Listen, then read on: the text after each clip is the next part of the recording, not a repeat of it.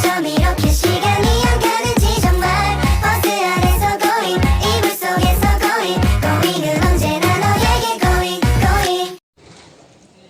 Sebagai orang tua ada banyak hal yang harus kita perjuangkan, termasuk berjuang membimbing buah hati agar senantiasa memiliki karakter positif untuk kesuksesan di masa depan. Assalamualaikum warahmatullahi wabarakatuh. Waalaikumsalam warahmatullahi wabarakatuh. Pertama-tama marilah kita panjatkan puji syukur kita kehadirat Allah Subhanahu wa taala yang telah memberikan kita kesempatan pada acara diskusi panel kita hari ini. Selanjutnya saya akan memperkenalkan para panelis kita yang hebat hari ini.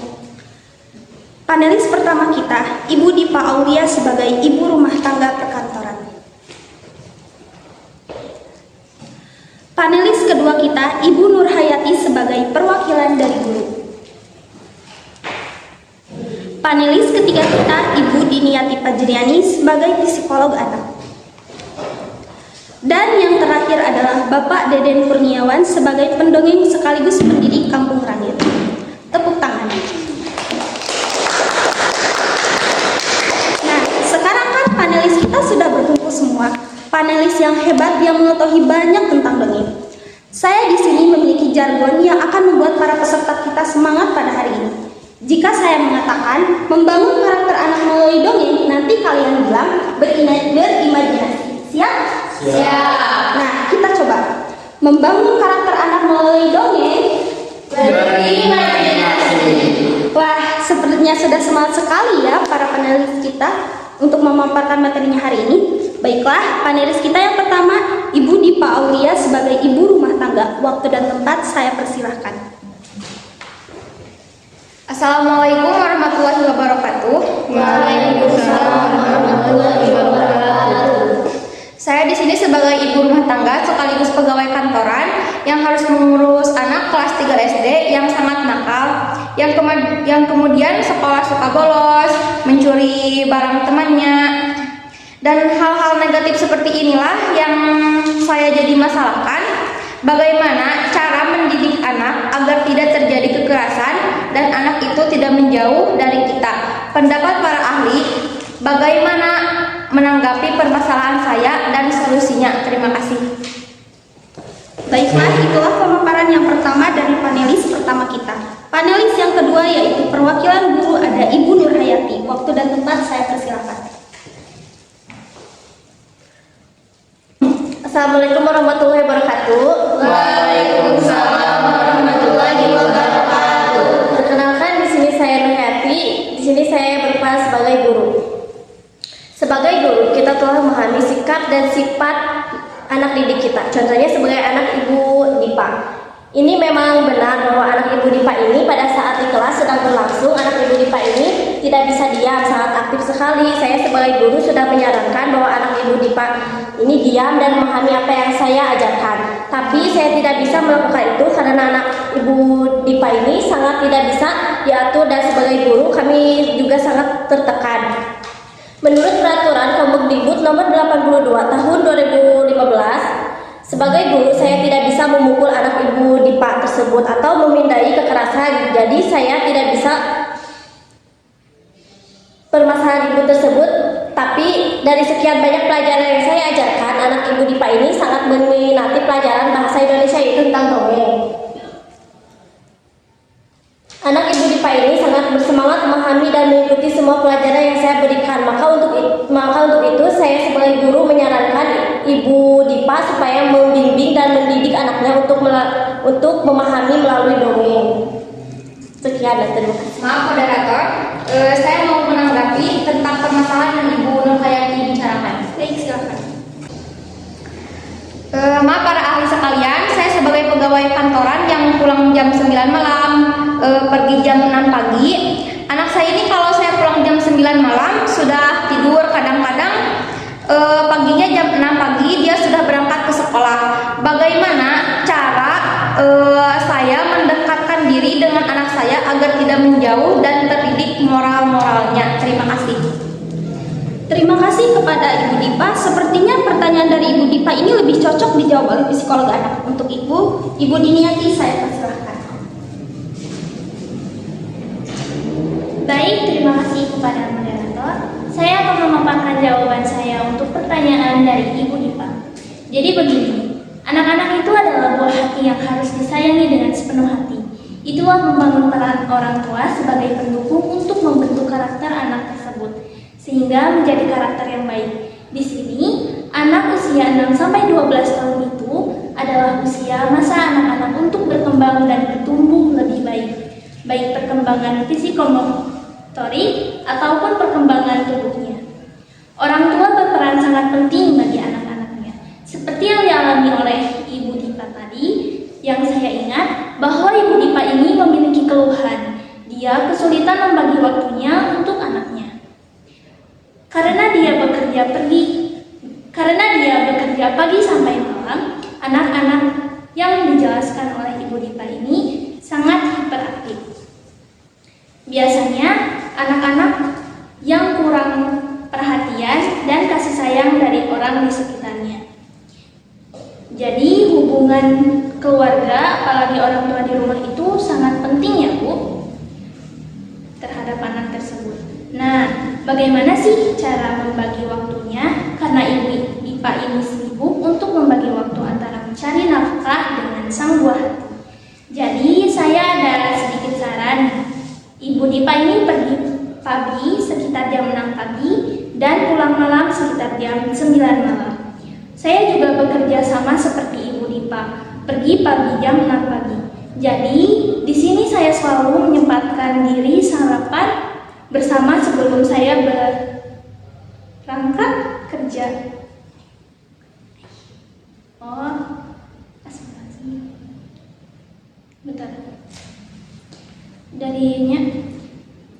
Jadi di sini saya selalu menyempatkan sarapan bersama sebelum saya. Begitu saya sarapan bersama dengan si kembar. Jadi saya dan suami saya selalu sarapan bersama dan pada malam hari menyempatkan untuk makan malam bersama. Jadi waktu pagi dan malam hari itu selalu ditunggu-tunggu oleh kita. Jadi anak-anak kita itu memiliki ikatan dengan kita.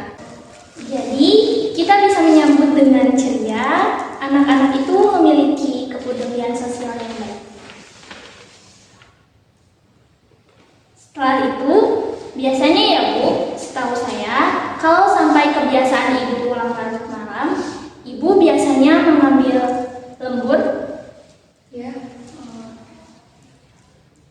Jadi saya sarankan, bukan saya sok pintar, tapi saya menyarankan Ibu sesekali tidak usah mengambil kerja dulu. Meluangkan waktu untuk anak, atau seandainya tidak bisa, dikurangi lemburnya. Saat di hari libur Sabtu dan Minggu itu luangkan waktu untuk keluarga. Nah, itu cara kita mendapatkan perhatiannya. Misalnya, seperti di rumah, jalan-jalan dengan keluarga kita agar keluarga semakin harmonis. Membangun karakternya yang berkarakter berkasih sayang seperti yang dikatakan oleh Ibu Nur tadi, bahwa anak dari Ibu Dipa ini sangat suka dengan dongeng. Jadi itu bisa sebagai media untuk mempererat hubungan dengan anak kita. Jadi dongeng itu mementingkan dan menjadi lebih baik karena kita sering bertemu dengan anak kita. Membuat anak itu berpikir kritis dan berpikir kreatif karena dalam dongeng itu ceritanya unik-unik ya. Kelebihan dongeng ini juga dapat membuat anak berimajinasi, menjadi anak yang aktif, kreatif, juga imajinatif. Sekian Ibu pemaparan dari saya, mungkin bisa membantu. Saya serahkan kembali kepada moderator. Terima kasih kepada Ibu Dimiati. Sepertinya ada peserta yang ingin menanggapi pemaparan dari psikolog anak. Kepada saudari, saya persilahkan. Baik, perkenalkan nama saya Sylvia Udina. Pertanyaan saya adalah, sekarang sudah zamannya globalisasi, banyak anak yang sudah menggunakan gawai. Bagaimana cara menghilangkan kecanduan pada gawai dan bagaimana mengalihkan mereka agar berminat ke dongeng? Terima kasih. Terima kasih kepada saudari Sylvia. Langsung saja pertanyaannya akan dijawab oleh Ibu Diniati sebagai psikolog anak. Kepada Ibu dipersilakan. Terima kasih sudah diberikan kesempatan lagi. Pertanyaan dari saudari Sylvia tadi, bagaimana mengalihkan perhatian anak dari kecanduan gawai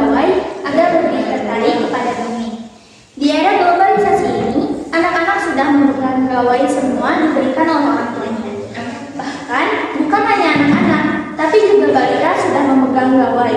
Itulah banyak anak-anak ini menjadi kecanduan pada gawai ini. Cara mengalihkannya, saran saya, sebagai orang tua harus memiliki sikap tegas kepada anak, berikan pengertian kepada anak-anak bahwa gawai itu memang berbahaya. Selanjutnya, jika anak-anak tidak bisa memberikan itu kepada kita bisa memaksanya, tetapi tidak dengan kekerasan ataupun dengan bentakan. Karena dengan membentak dan kekerasan itu menjadikan pribadi yang berkarakter pengecut atau menjadi pribadi yang kasar. Jadi hindari bentakan dan kekerasan kepada anak ya. Jika tidak bisa dengan dongeng seperti tadi, bisa dengan hal-hal yang menarik. Saya akan memberikan saran seperti anak saya. Mereka akan lebih tertarik jika saya menyampaikan dongeng dengan menggunakan bayangan. Bisa juga menggunakan boneka atau gambar seperti itu. Jadi, anak-anak saya itu dapat berimajinasi dengan bermain bayangan saat saya memperhatikan dongeng dari saya. Dan mungkin bisa langsung dijelaskan oleh ahlinya sebagai pendiri kampung dongeng sekaligus pendongeng karena sudah tetap pada bidangnya. Terima kasih.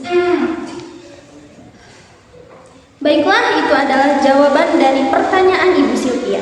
Selanjutnya kita akan lanjutkan dengan panelis keempat, yaitu Bapak Deden sebagai pendongeng sekaligus pendiri Kampung Rangen. Kepada Bapak Deden, waktu dan tempat saya persilahkan. Assalamualaikum warahmatullahi wabarakatuh. Waalaikumsalam warahmatullahi wabarakatuh. Perkenalkan, nama saya Deden Kurniawan. Saya di sini akan membahas bagaimana sih cara mendongeng yang baik dan benar agar anak tidak bosan mendengar dongeng dari kita. Nah, dongeng adalah salah satu rencana untuk menidurkan anak. Padahal di bidang psikologi seperti diniati, dongeng ini sarana mendekatkan hubungan ibu dan anak sebagai salah satu solusi dari permasalahan ideologi, dan juga dongeng bisa meningkatkan daya imajinasi anak dan juga meningkatkan kemampuan otak si anak. Nah, tapi sayangnya dunia anak hiperaktif. Mereka itu jadi sulit sekali mereka untuk diam dan mendengarkan dongeng yang kita sampaikan. Apalagi bila kita sebagai orang tua, sebagai pendongeng, membacakan dongeng secara kaku, hanya terpaku kepada teks saja, pasti anak-anak ini akan merasa bosan atau bahkan mereka akan tertidur bila hal ini terjadi.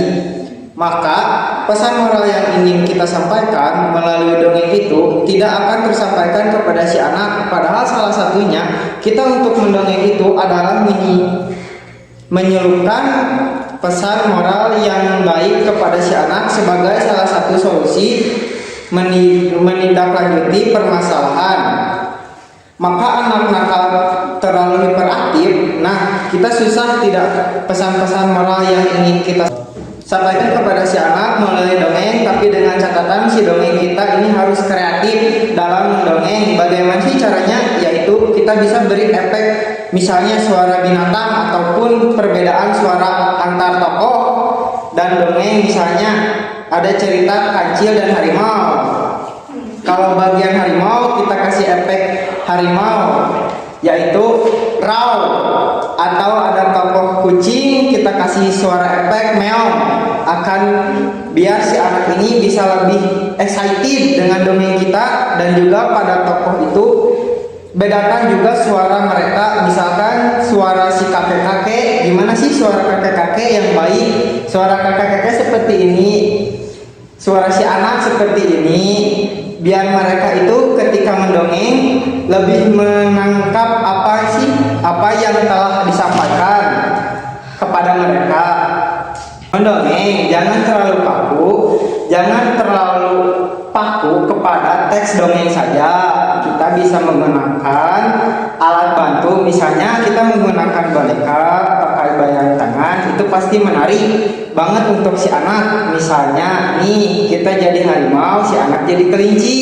Ketika si harimau menerkam si kelinci, si anak terkejut, menarik, dan tidak membosankan bagi si anak. kemudian lakukan kontak mata dengan si anak. Nah, hal ini yang biasanya sering dilupakan oleh si orang tua dan juga di si pendongeng, padahal si kontak mata itu berfungsi untuk memberitahu si anak pada beda versi antar tokoh.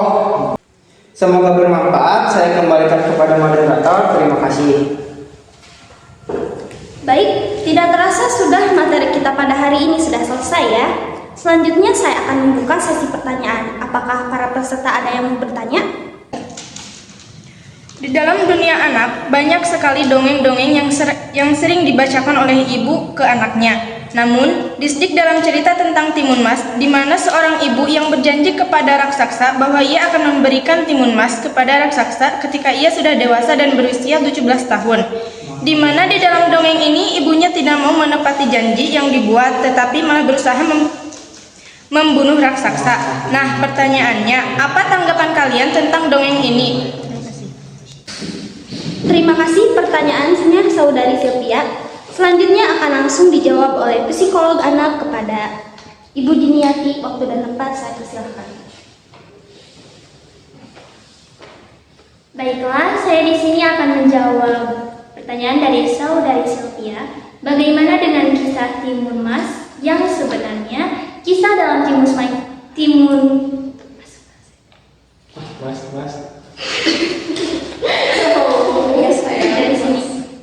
Bagaimana dengan kisah Timun Mas yang sebenarnya kisah dalam Timun Mas ini kesan moral itu ada moral negatif karena ibu Timun Mas ini ingkar janji terhadap raksasa untuk mengembalikan Timun Mas setelah dewasa.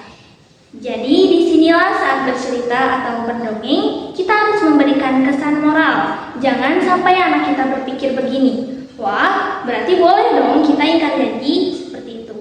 Jadi kita sebagai orang tua bisa menyelipkan sedikit kesan moral. Misalnya gini loh dek, gak boleh ingkar janji. Tadi itu ada yang melenceng. Sebenarnya ibunya itu seharusnya memberikan Timun Mas itu pada raksasa, tetapi dia ingkar janji malah mau membunuh raksasa itu. Jadi kita memberikan pesan-pesan moral pada sang anak agar dia tidak menyimpulkan yang melenceng yang terkandung dalam dongeng. Terima kasih.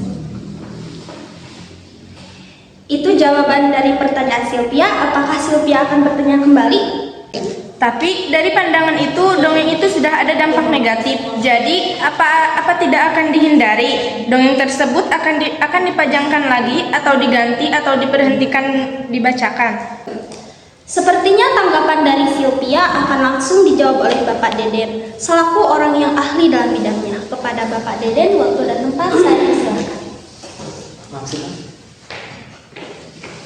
Pendongeng ataupun si pencerita ini untuk menyampaikan pesan moral tersebut jangan ceritakan dongeng tersebut dengan serius karena memiliki unsur negatif yang bisa membuat anak tersebut bisa melakukannya. Terima kasih. Sepertinya sudah cukup ya untuk jawaban dari pertanyaan Ibu Sylvia. Jadi kesimpulan yang dapat saya ambil dari para panelis kita pada hari ini adalah membangun karakter itu sudah menjadi amanat dalam pendidikan dan kewajiban bagi orang tua di seluruh dunia. Dan juga pembangunan karakter ini tidak membutuhkan waktu yang sedikit, melainkan membutuhkan waktu yang sangat lama dan panjang sekali. Nah, untuk membutuhkan waktu tersebut, salah satu cara yang dapat kita gunakan adalah dengan melalui dongeng. Jadi, dongeng ini tidak hanya berperan dalam hal pendidikan dan juga hiburan, tetapi juga berperan dalam pembangunan karakter anak di usia dini. Mungkin cukup sekian acara diskusi panel kita pada hari ini. Kami dari kelompok 5 mengucapkan terima kasih atas waktu dan perhatiannya. Wassalamualaikum warahmatullahi wabarakatuh. Waalaikumsalam warahmatullahi wabarakatuh.